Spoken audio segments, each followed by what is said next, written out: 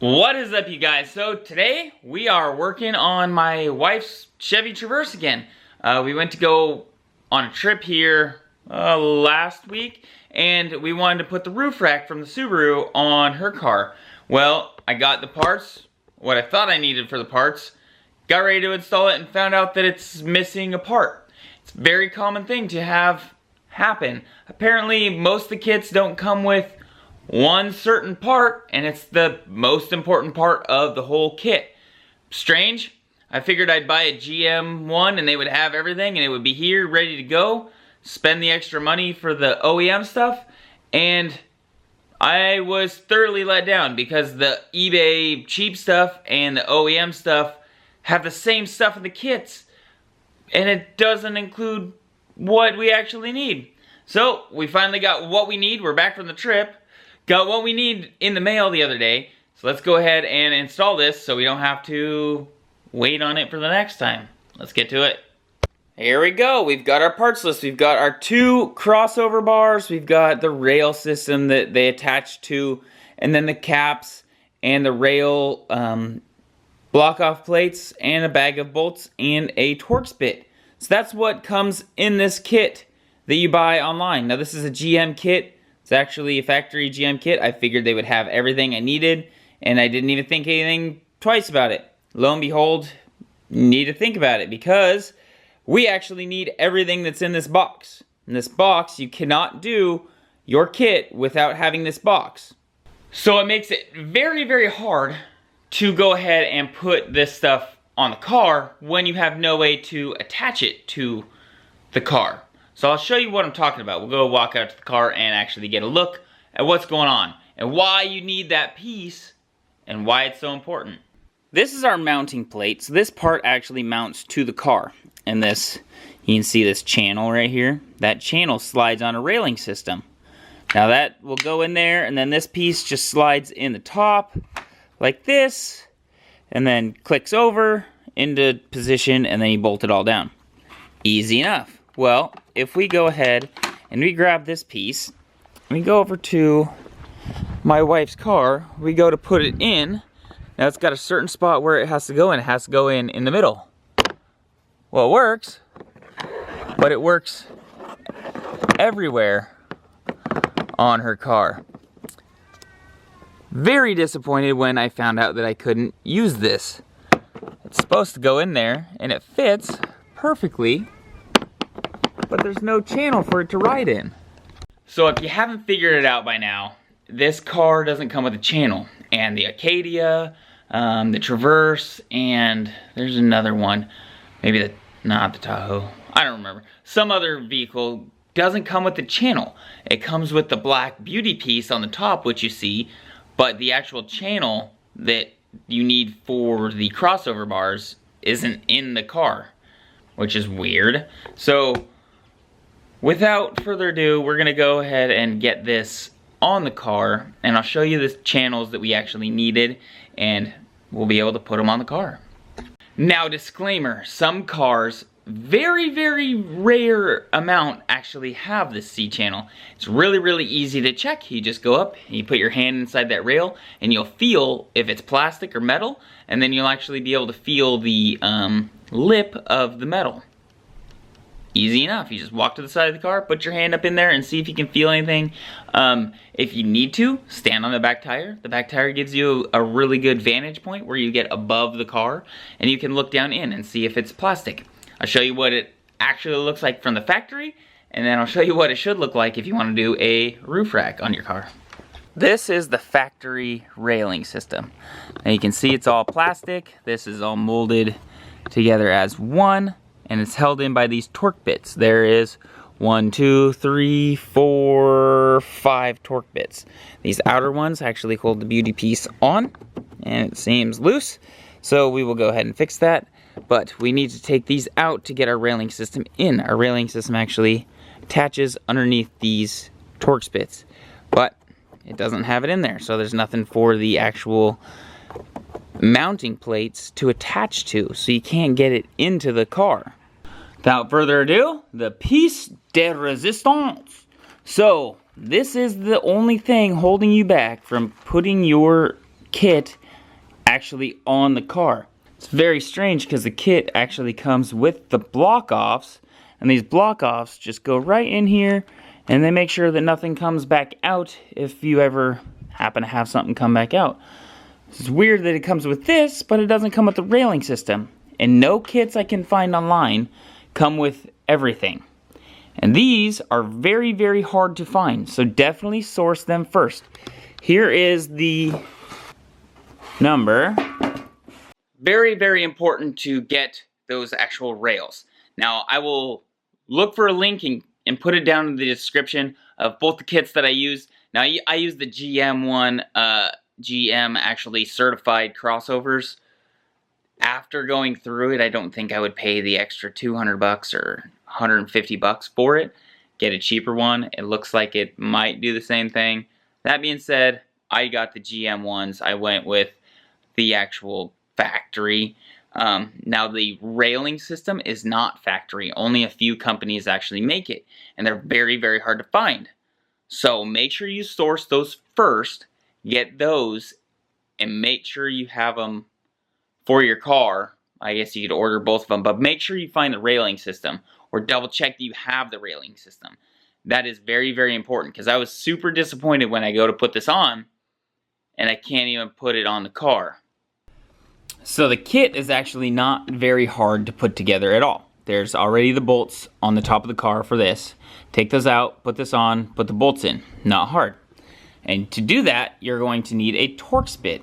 Now, the kit that I have, this kit, came with a Torx bit, and this is a T25 Torx bit, and a bag of bolts to put everything else together. So this fits in the bolts as well as the roof.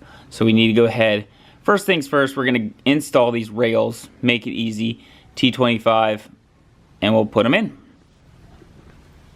Now there's a certain orientation to this. If you remember, we had a lot of bolts in the front and then one straggler in the back. So this is the rear, and then there's no bolt, and then about in the middle there's another bolt system. So that's the front, that's the rear. Let's go ahead and install it. There it is. We've got this railing system installed, and you can tell the difference between the other side and this side from the top, but when you come from the side right here, you can't see anything other than feeling. You can't tell the difference. You can feel the metal in here and the little lip, and that's the only thing that's really different between the two sides. So we'll go ahead, got one installed, we'll go ahead and install the other one, and then we'll get onto our crossbars. So something I learned on the first one is A, this is a very tight fit, and it doesn't like to go in there because it's all sun faded and shrunk down. And B, this hole right here actually has an alignment pin that is very hard to get aligned with this. So what I did was started at this front side, got it really close to where it needs to be, and pushed the front in and leave the rear up. Now that allows me to get a lot closer to where I actually need to be. So I'll go ahead and throw a bolt in this very, very front one here, just to hold it from coming out. And then I'll go ahead and with it up, I'll be able to pull and get it aligned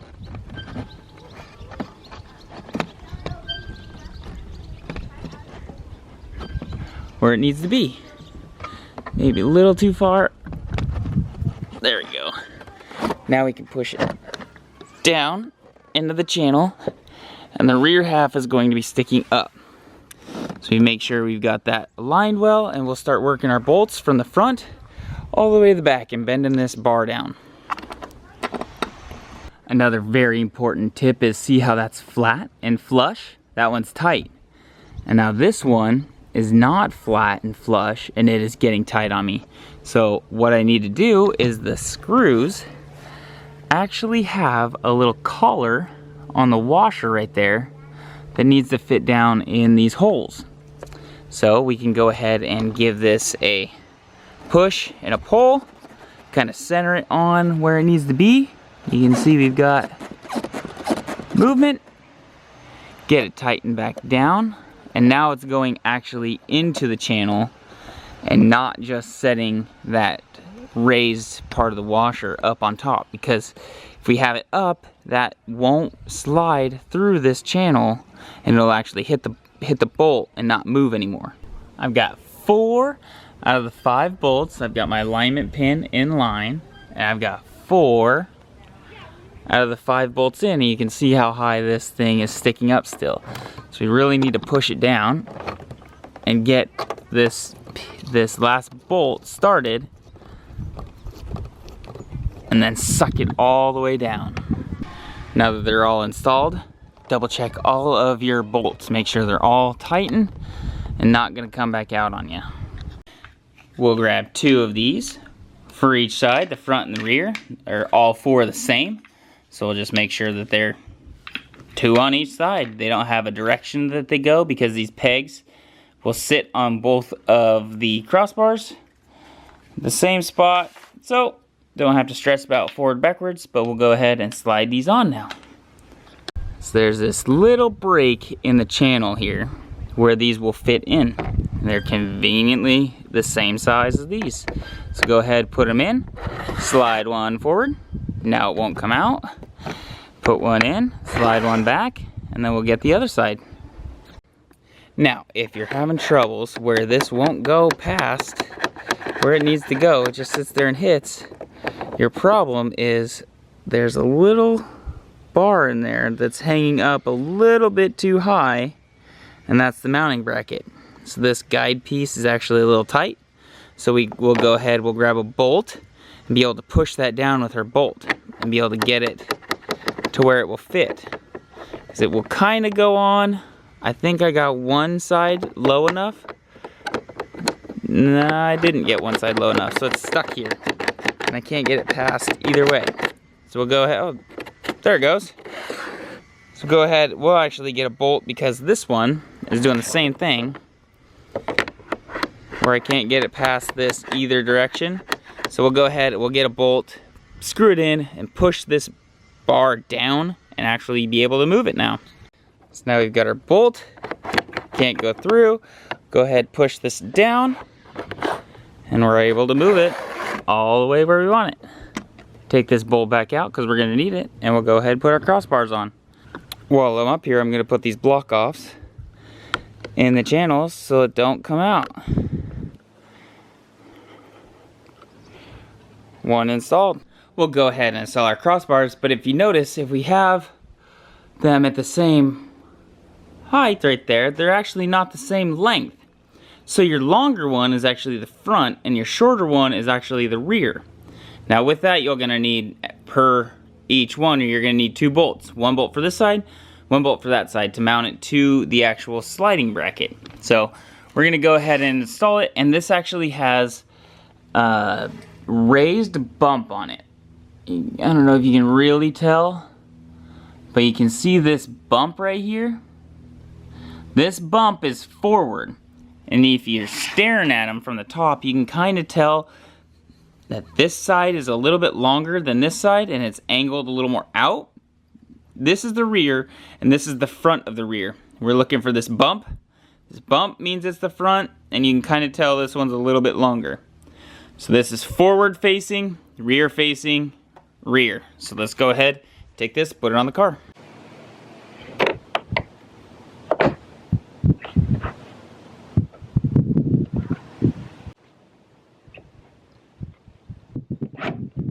So remember how the rear is the different length than the front? Well, the front actually has adjustment on it, and it has a little slide bar. This is the passenger side top. It has a slide bar with 2 bolts underneath here. They're your Torx bolts, but it will actually allow you to slide this back and forth to accommodate where it goes on this channel, because the channels aren't parallel. They're actually diverging away from each other. To do that, it actually has to have an adjustment on it. So now that we've got it adjusted, and this one is going to go in between the 2 sunroofs, we're gonna go ahead and tighten this down get it nice and secured on there. And then we'll go ahead and do all the other ones. It is very important to be careful with this because they like to cross thread. That one I was having a lot of trouble with getting it straight. You can see that the bolt is a little bit cockeyed. So that means my plate underneath there isn't quite flat. It's actually sitting there like this, and I'm trying to cross thread it. So we'll have to go ahead and fix that before we can actually get the bolt set down. This one was really nice and actually was easy, so we'll go ahead and do the other ones. Now that we've got both of them installed, if you're having troubles with this rear one, move it forward a little bit. Now I have it set all the way to the rear right now. I'll probably move it up into here because I think that's where my toolie is set to. But for right now, I'm not going to be using it. I have it set all the way back. That way I can make sure that these little pins are in there far enough. And I got this all set up. So now I can just loosen it up a little bit, move it forward if I need to, put it where I want, tighten this bolt back up, put the cap back on, and it should be good. As for the front one, I have both the sunroofs. So I put it right between the two sunroofs.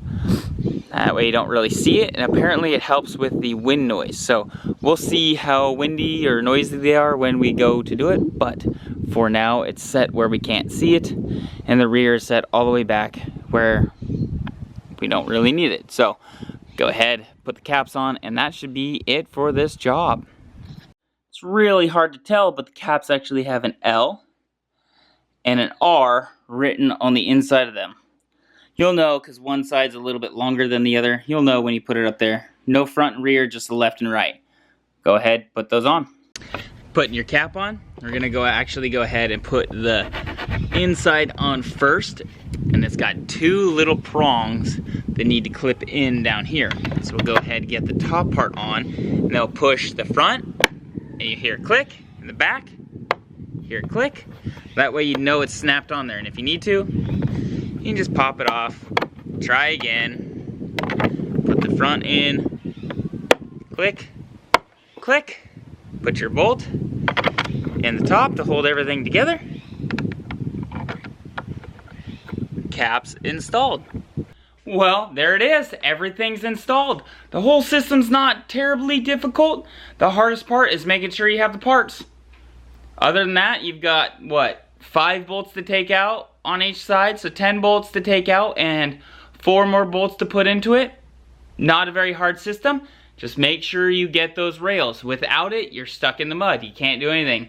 Well, on that note, we're all done, installed, and I'm gonna get out of here. Maybe try to put the toolie on it. Who knows, see what it looks like.